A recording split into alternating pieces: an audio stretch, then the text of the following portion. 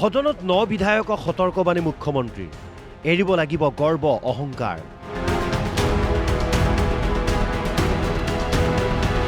সাৱধান হ'ব লাগিব ব্যক্তিগত সহায়ক নিয়োগত কিয় হঠাৎ এই সাৱধানবাণী মুখ্যমন্ত্ৰী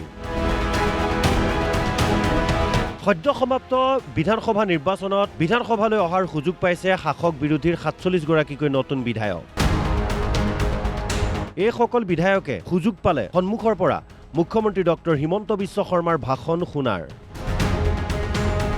লক্ষণীয়ভাৱে ৰাজ্যপালৰ ভাষণ বিতৰ্কত ভাগ ল'বলৈ গৈ মুখ্যমন্ত্ৰীৰ নতুন বিধায়কসকলক ৰাজহুৱাকৈ দিলে সতৰ্কবাণী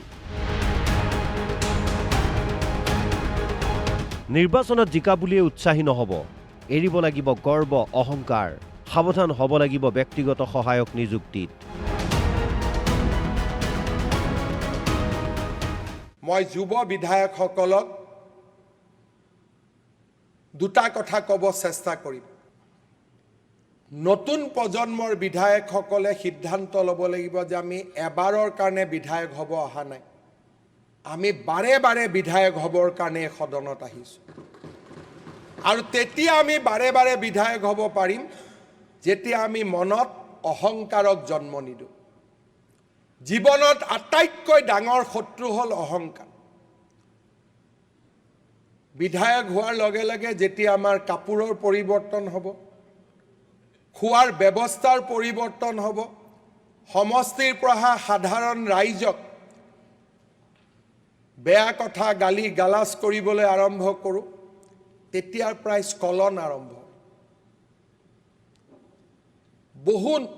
যোৱা 15 বিধানসভাত থকা বহু বিধায়ক আজি সদনত অহা নাই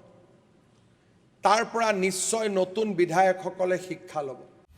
প্ৰত্যাশিতভাৱে মুখ্যমন্ত্ৰীৰ এই সতৰ্কবাণী শুনি সদনতেই সতৰ্ক হৈ পৰিল 9 বিধায়কসকল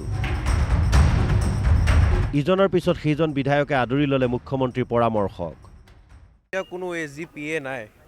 মই জাষ্ট একমাহ হোৱা নাই মানে নিৰ্বাচিত হোৱা এতিয়া আৰু অহংকাৰটো আমাৰ তাত নাই কিয় আমি অহংকাৰী ব্যক্তি নহয় আমি কংগ্ৰেছৰ হয় আমাৰ অহংকাৰ দেখাবলৈ নাই কিয় আমি বিৰোধীত আছোঁ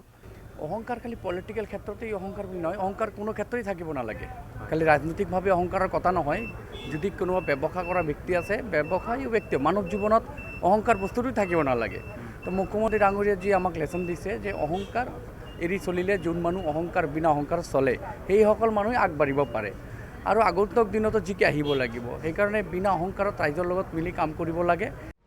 পিছে হঠাৎ কিয় নতুন বিধায়কসকলক এই সতৰ্কবাণী মুখ্যমন্ত্ৰীৰ ক্ষমতা পাই জনতাক পাহৰি যোৱা মানেই যে ভৱিষ্যতে বিপদ সেই কথা মুখ্যমন্ত্ৰীয়ে স্পষ্টভাৱে বুজাই দিছে এইসকল 9 বিধায়কক জনতা অসন্তুষ্ট হোৱা মানেই যে পৰৱৰ্তী সময়ত বিধানসভালৈ ঘূৰি অহা অসম্ভৱ সেই কথাও বুজাই দিলে মুখ্যমন্ত্ৰীয়ে পিছে কাৰ্যক্ষেত্ৰত নতুন বিধায়কসকলে কিমান দূৰ হৃদয়ংগম কৰে সেয়া সময়তহে স্পষ্ট হ'ব ৰমেন কলিতাৰ ৰিপৰ্ট অসম লাইভ 24